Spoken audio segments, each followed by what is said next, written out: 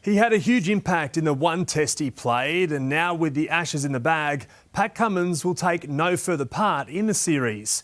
Jai Richardson is the leading contender to take the skipper's place, as selectors also mull over whether to play a specialist spinner at the MCG, with Nathan Lyon unavailable. The Ashes after party now at an end. Adelaide's two heroes, Travis Head and Alex Carey, met by fans at Melbourne Airport. A big few days, they'd be forgiven for feeling a little worse for wear.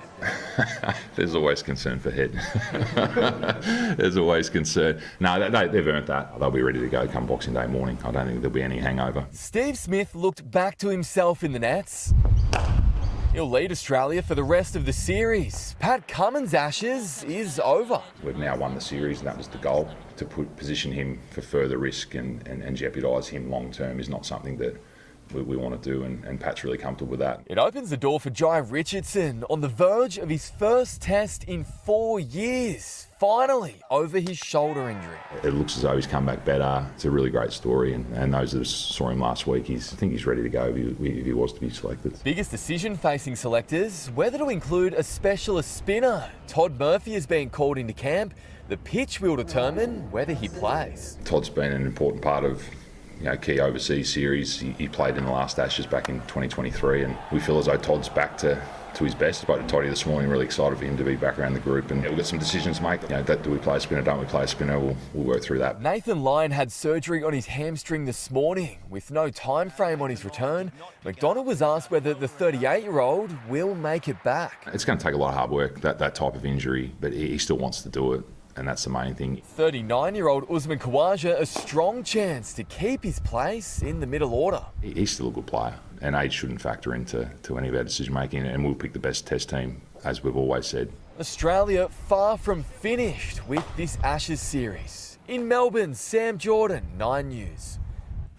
And Sam, while Australia has a bit to think about, the real blame game has already begun for the English. The fallout is certainly underway, Zach. England cancelling their scheduled appearance in front of Australian media this afternoon.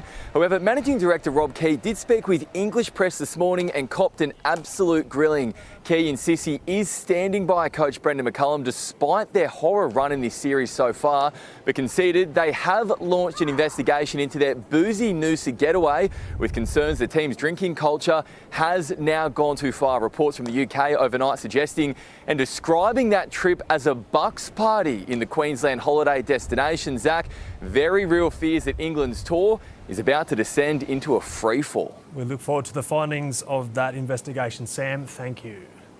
Almost 12 months on from his Boxing Day heroics for Australia, Sam Constas starred with the bat in the Thunder's first win of the Big Bash season.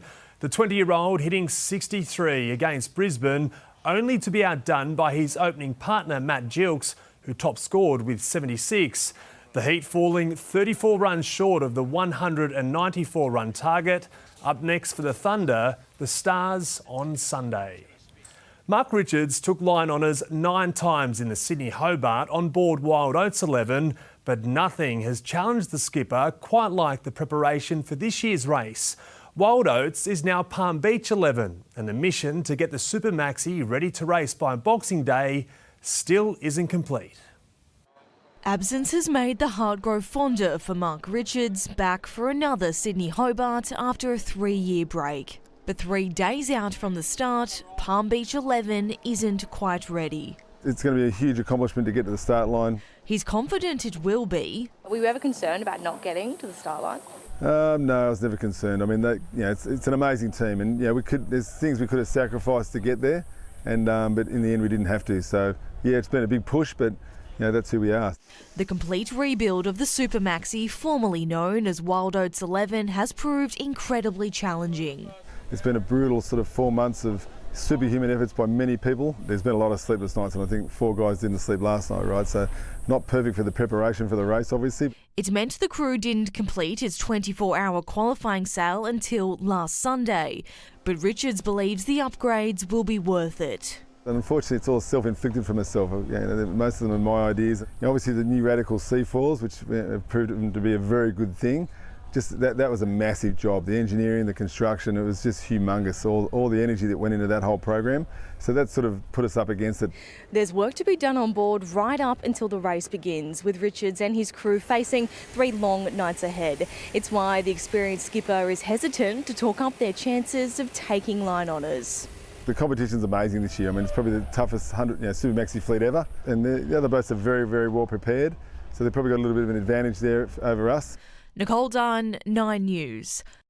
This morning's Premier League clash between Fulham and Nottingham Forest was decided from the penalty spot. The only goal of the match coming when Raul Jimenez slotted home the winner deep in the first half. The victory lifting the London club 10 points clear of the relegation zone. And the festive spirit was in full swing during half-time of the NBL game between Brisbane and New Zealand.